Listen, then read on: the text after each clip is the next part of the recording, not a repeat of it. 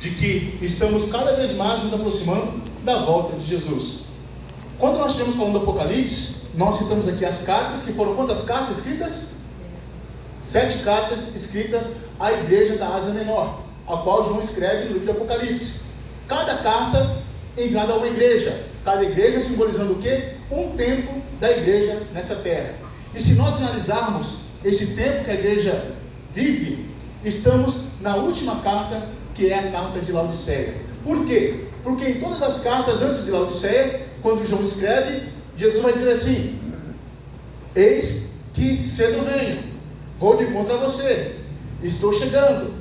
E na de Laodiceia ele não fala isso, ele fala o quê? Eis que estou à porta e bato, nos dando o quê? Uma diferença de que os tempos da igreja antes de Laodiceia aconteceram. Por quê? Porque o Apocalipse é um livro ao qual muitos têm uma historicidade dizendo o seguinte: alguns acreditam que já aconteceu, outros acreditam que vai acontecer, e outros acreditam que vai acontecer ao longo do tempo. E nós seguimos essa linha, por quê? Percebemos de que muitas coisas sim já se cumpriram, mas algumas ainda estão por vir. Então estamos no período de Laodiceia, ou seja, tudo o que está acontecendo no Apocalipse, algumas coisas se cumpriram, outras estão se cumprindo e algumas ainda vão se cumprir.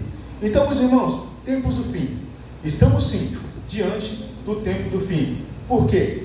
Porque quem aqui tem mais de 40, 50 anos vai lembrar de como que era a nossa vida, irmão Samuel, alguns anos atrás. Você podia sair na rua, correr à vontade, tranquilo, sem perigo nenhum. O seu pai mandava você ir na venda, buscar algo fiado, o vendedor vendia. E tantas outras coisas que nós vimos acontecer no passado. E hoje, a nossa geração, essa geração tem mudado de forma que nós não temos mais distinguido algumas coisas do que temos vivido. Então, eu quero começar dizendo aqui sobre o versículo de número 6. E algo bem característico dos nossos dias, que é o quê? Mateus 5,15 vai dizer, eu quero que você acompanhe essas imagens para que você possa memorizar. Porque 70% do que a gente aprende vendo. O restante é ouvindo e repetindo. Então guarde essa imagem. Tenham cuidado com os falsos profetas. Eles vêm a vocês vestidos de peles de ovelhas, mas por dentro são lobos devoradores. É muito triste quando nós vemos alguém que sai da igreja para pregar fora sem consentimento do seu pastor. Por quê? Porque eu já falei aqui outras vezes de que hoje em dia surgem-se novas igrejas todos os dias, ministério todos os dias. E quando você vai perguntar para este fundador qual o propósito desse ministério, ele vai dizer o quê? Deus me deu uma visão. Amém, respeitamos. Porém, sabemos que muitos desses saem discordados com seu pastor de alguma coisa e montam ali, abrem uma igreja, e ali reúnem um povo. Só que a Bíblia diz o seguinte, de que nós erramos por não examinar as Escrituras. Eu me lembro que um dia na escola bíblica, uma aula perguntou para mim, quando nós falávamos dessas igrejas neopentecostais, algumas delas, e ela perguntou assim: irmão Paulo, mas e aquelas pessoas que estão na igreja, vão ser salvas? E eu respondi: não sei. Por quê? Porque a gente não sabe. Tem muita gente que está lá, mas com o coração sincero, desejoso de adorar e de ouvir a palavra, mas os seus líderes estão com outras intenções. Igreja, vamos tomar cuidado. Por quê? Porque isso tem se multiplicado dia após dia. É só você observar aí, hoje nós temos informação, internet, tudo para que possamos estar o quê? Atentos ao que está acontecendo ao nosso redor. Os cristãos têm que aprender uma coisa. Esse aqui é o nosso manual de conduta e fé, correto? Amém, maravilha. Bíblia numa mão, informação na outra. Seja um cristão, mas seja informado. Fique informado, mas seja um cristão. Então, esses lobos devoradores, ao qual é citado em Mateus 5,15, é o que infelizmente está deturpando e disseminando o Evangelho.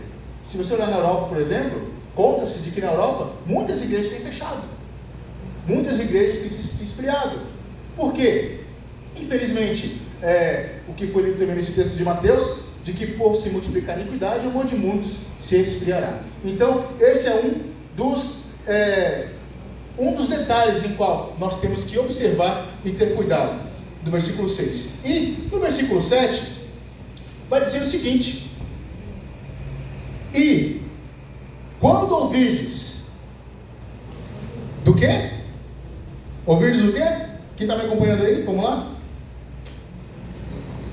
E quando ouvirdes de guerras, e do quê?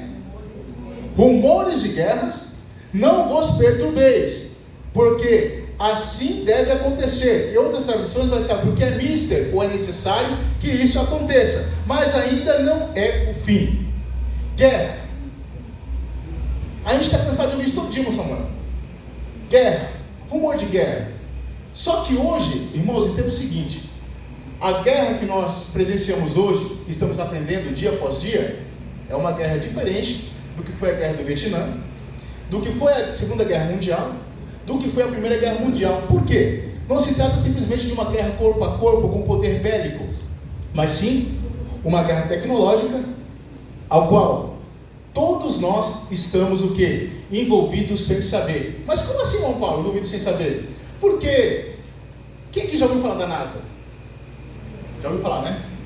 A maior empresa espacial do mundo. Tá, vamos lá. Vocês sabem que quem aqui estudou no ensino médio, colegial, lembra da oposição à Guerra Fria? Foi um período em que a Rússia e os Estados Unidos brigavam, disputavam pela liderança mundial em espaço, para mandar alguém para a Lua. Tanto é que quem foi o primeiro a pisar na Lua, quem lembra? Quem sabe? Quem respondeu vai ganhar um presente, uma passagem para Israel, tudo pago. O primeiro homem a pisar no espaço, Yuri Gagarin, foi um soviético. Depois, posteriormente, quem que vai à Lua? Neil Armstrong, Edwin Aldrin e Michael Collins. Os três, enviados por quem? Pelos Estados Unidos. Era uma disputa que havia entre eles na época. Por quê? Alguém tinha que vencer. Só que nesse meio, com o passar do tempo, as coisas vão mudando. E ouvimos falar de guerra e rumores. O que são rumores? Rumores são burbúrios, são especulações que têm acontecido. E nesse meio tempo, quem que está surgindo entre Estados Unidos e Rússia? China. Então, meus irmãos, entendam uma coisa, de que essa guerra não se trata simplesmente de um corpo a corpo. É uma guerra sim, bélica e também tecnológica.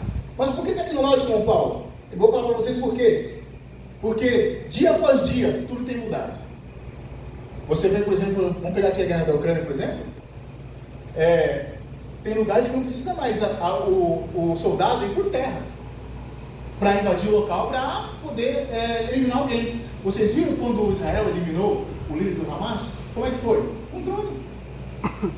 Então, mas o que você quer dizer com isso? Em Daniel, acho que é capítulo 7, não vou lembrar, vai dizer que a ciência se multiplicaria. Então, meus irmãos, a informação está aqui, e a Bíblia está aqui. Temos que acompanhar os fatos no meio de informação, porque senão a gente fica para trás. Então, veja o que está acontecendo ao nosso redor. E interessante que nesse meio tempo dessa guerra e rumores de guerra, do nosso ladinho também está acontecendo. E a gente não percebe. Quer ver? Quem tem 10 reais para emprestar aí? Em dinheiro, papel. Alguém tem? Não vai ser mais útil para muita coisa.